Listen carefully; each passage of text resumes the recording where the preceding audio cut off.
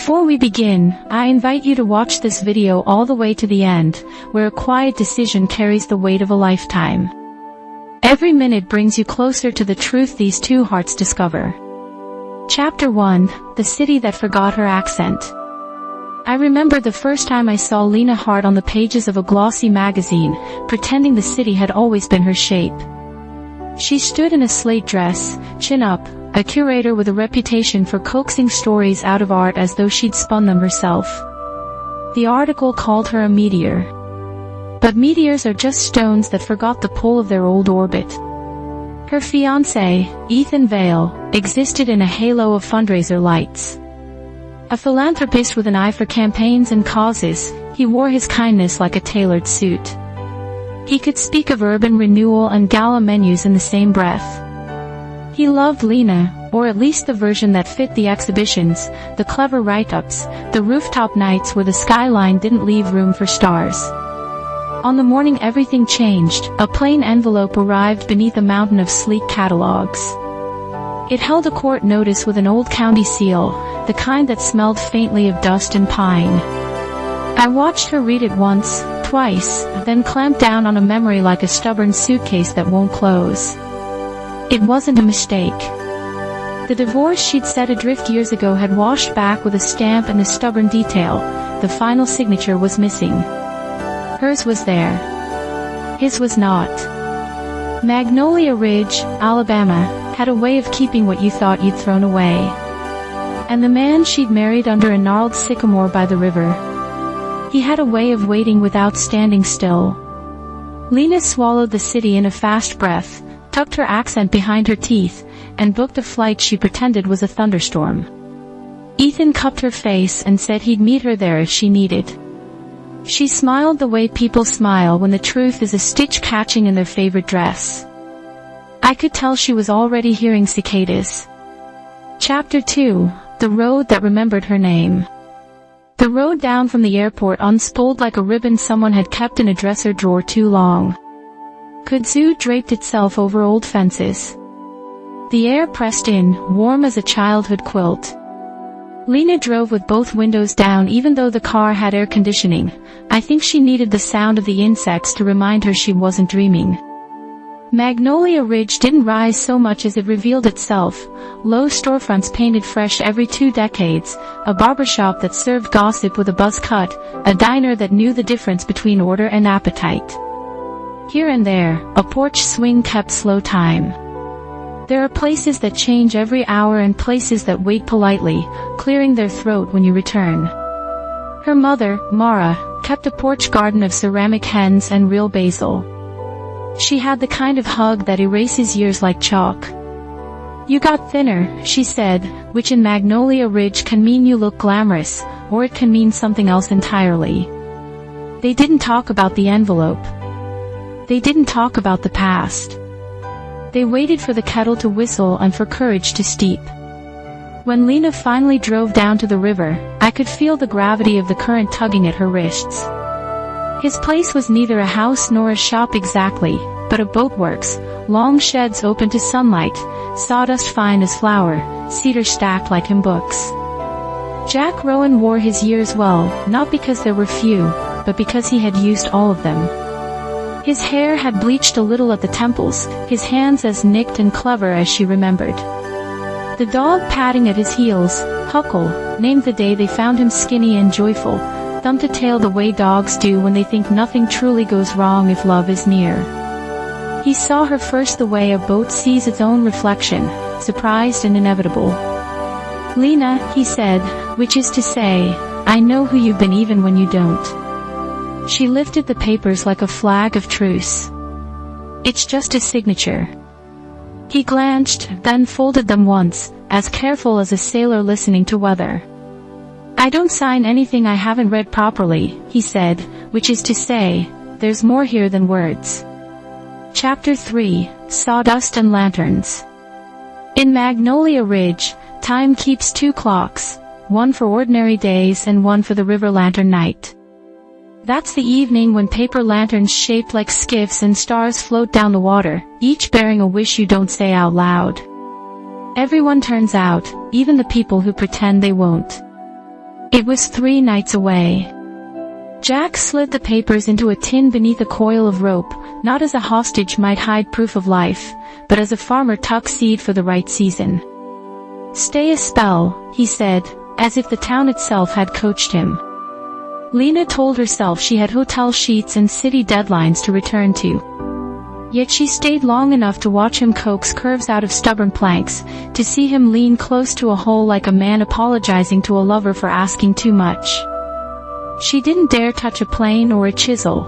She remembered the way he taught her once, how to stand with the grain, how the grain will tell you everything if you listen. That afternoon she ran into old alliances and old misunderstandings. Prue from high school, with a laugh you could hear from the church's third pew, who had learned to bake solace into pies. Mr. Talbot, who still mixed paints in his hardware store like alchemy. Even the mayor waved, though he was busy stapling flyers for the lantern night to poles that didn't need them. People in towns like this do not forget. Not your best day, nor your worst. They remembered the time Lena left for New York without telling half the people who should have heard it from her mouth.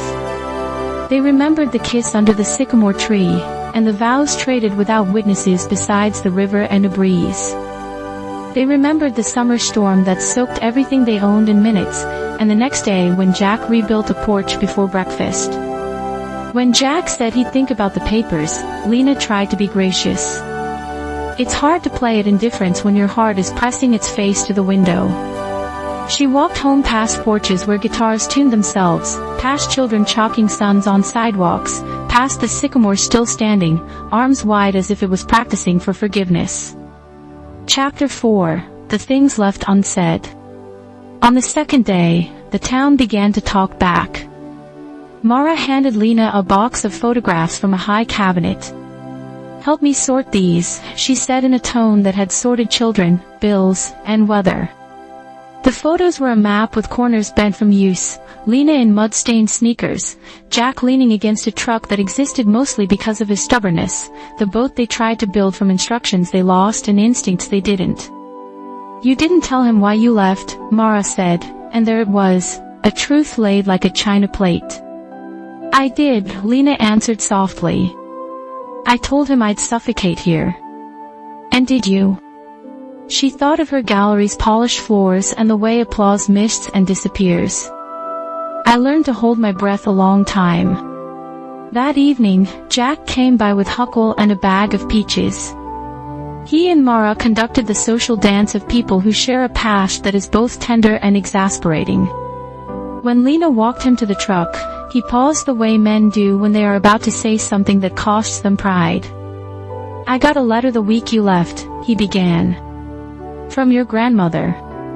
She said if I loved you, I should let you outgrow me. She said roots can strangle if you're not careful." Lena's eyes stung with the old ache of being loved into emptiness. "Why didn't you tell me?" "Because you were already gone," he said, and the sentence held no accusation, only weather. "And because I didn't want to be the reason you stayed if staying meant you'd come to resent me." There are silences that bruise and silences that heal. This one did neither. It sat between them like a dog that wants to be petted but will not make the first move. He touched the brim of a cap he wasn't wearing. "I'll bring the papers tomorrow," he said, and the way he said it made me understand that something important would break, and that sometimes breaking is the purest sound a heart can make. Chapter 5. A Seat at the Diner. Ethan arrived with shoes wrong for gravel roads and a bouquet wrong for the town. He did not deserve to be the villain of anyone's story. He had practiced the fine art of consideration and paid attention when it mattered. He held open the diner door and ordered coffee with the same respect he gave donors with 10-figure net worths. People liked him on sight in the way you like a smart umbrella. Lena sat between past and future with an egg sandwich cooling. Jack slid into the booth after a nod from the waitress who had a sense for unspooling drama. I watched the three of them look at each other across the aluminum edge of a table, as if deciding whether to jump. "I brought the papers," Jack said, and set them down beside the sugar packets. Ethan's relief was polished and immediate. He thanked Jack with the dignity of a man who believes problems can be dissolved in hot water. But the town knows when it's part of a scene, and it leaned closer. They talked about the gallery opening next month, the contest Ethan sponsored for young artists, the boats that would float with lanterns tomorrow night. Jack listened like a shoreline listens, catching and releasing. When Ethan mentioned the mayoral fundraising dinner he'd host back in the city, I saw Lena glance at her hands the way you do when they remember different work. Stringing wire for art, yes, but also steadying a board while someone you love drives in the nail. There's a difference between being seen and being recognized. Ethan saw Lena. Jack recognized her. The town recognized them both, together and apart. After the check, Ethan shook Jack's hand like a man closing a deal with honor. Jack nodded, then left without looking back, because sometimes the kindest mercy is an exit that does not linger. Lena slid the unsigned papers back into her bag, and neither man asked why she did not ask for a pen. Chapter 6, River Lantern Night. Lantern night comes with a hush. Children stop shouting. Dogs bark less. Even insects lower their volume as if respect were a language you can learn by listening. The river wore its evening like silk. People nested along the bank with quilts and jars of tea. Ethan, to his credit, removed his jacket and rolled his sleeves like a man attempting a new phrase. Lena carried her lantern with both hands, the way she carried most fragile things. Jack's lantern was simple, the wish inside folded once the way men fold instructions when they've memorized them. He stood a few feet away, which in some towns is a declaration. Just as the first floating lights drifted loose, a storm shouldered the horizon. It was not a cruel storm, but a sudden one. People ran, gasped, laughed, gathered children. A gust lifted Lena's lantern and sent it spinning, then tumbling toward the water. She chased, caught a corner, slipped. Jack saw the splash and was there with long strides, the kind that measure years. He had her by the elbow in a breath, steadying. Ethan splashed in too, city shoes be damned, reaching with good intentions and poor traction. In the chaos, someone shouted for towels, and Prue arrived like a cavalry of quilts. There are moments that rearrange a room without touching the furniture. Lena stood between the men who loved her in two different languages. Rain pinned her hair to her temples, smeared her mascara into honesty. Jack placed the lantern back into her hands as if returning a heart that had been misplaced without accusation. Ethan laughed breathless, the sound of a man who realizes maps lie sometimes. When the rain softened, people sat back down, dripping and unashamed. The lanterns bobbed stubbornly, little domestic stars refusing to drown. Lena lit her wish again. She didn't let it go. Not yet. She held it, eyes closed, and I suspect she asked not for a man to choose her, but for the courage to choose herself, which is harder and more necessary. Chapter 7, Paper and Cedar. The next morning smelled like wet earth and peaches. Lena asked Jack to meet her at the boatworks. Ethan, rare in men like him, told her to take the time she needed, then walked Huckle with a rope he learned to knot in 5 minutes flat. Good men exist in complicated stories. Inside the shed, Jack laid the papers on the workbench. The wood was scarred by years of projects and tempered by oil and patience. "I'll sign," he said. "I told you I would." Lena traced a gouge in the wood with her fingertip the way you touch an old scar you almost forgot. "We never said goodbye," she answered. "We tried to build a life with no blueprints," he said. "Then you left to draw them." "I thought you wanted me to be small," she confessed, the words brittle and hot. "I wanted you to be whole," he said. "I just didn't know how to stand beside you without losing my footing." They are simple sentences, and yet they tilt the floor. He signed his name slowly, letters honest and plain. He capped the pen. He slid the papers toward her. She looked at the space where she had already signed years ago, an ink that felt like a woman she had been and outgrown and still recognized. Her hands shook. "I always thought love was supposed to feel like the city, loud, bright, always happening, she said. But the best things I've ever done were quiet. What are you asking for, Lena? He said, not unkindly. Time, she breathed. And truth. Ethan appeared in the doorway, not interrupting but arriving at the end of a long hallway. If I'm the man who helps people, then this is me doing it, he said softly. If we marry, I want it because you can't imagine not. Not because the date is set and donors are waiting. He kissed her forehead, a benediction, not a claim, and left. That is how some loves end, not with a door slam, but with a door pulled shut against the weather. Chapter 8, Choosing the River. Weeks do not pass the same in cities and towns.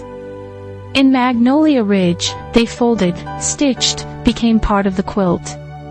Lena called the gallery and proposed something outrageous, a traveling exhibit that began at the river and carried the south to the city, not as a curiosity but as a truth. Boats, quilts, photographs, ironwork, late summer peaches in jars with labels lettered by the hands that picked them. She used the Rolodex she'd curated like a constellation, names that glowed when you connected them, and she asked for a different kind of money, the kind that stays and does not evaporate when the next glittering thing arrives. Jack taught a workshop under the sycamore, showing teenagers how to listen to wood, not order it around. Lena photographed sawdust suspended in sunbeams, called it cathedral dust, and it was not a joke. The town tolerated the attention with shy pride. As for the papers, they waited in a drawer, a reminder that endings can be postponed as an act of honesty. One morning at dawn, the river wearing its first light, Lena knocked on Jack's door. He opened it already smiling, which is a risk and a gift.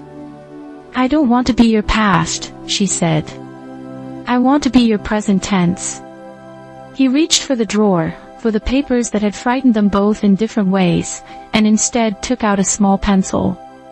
Then we begin, he said, as if we are building, measure twice, cut once, forgive often.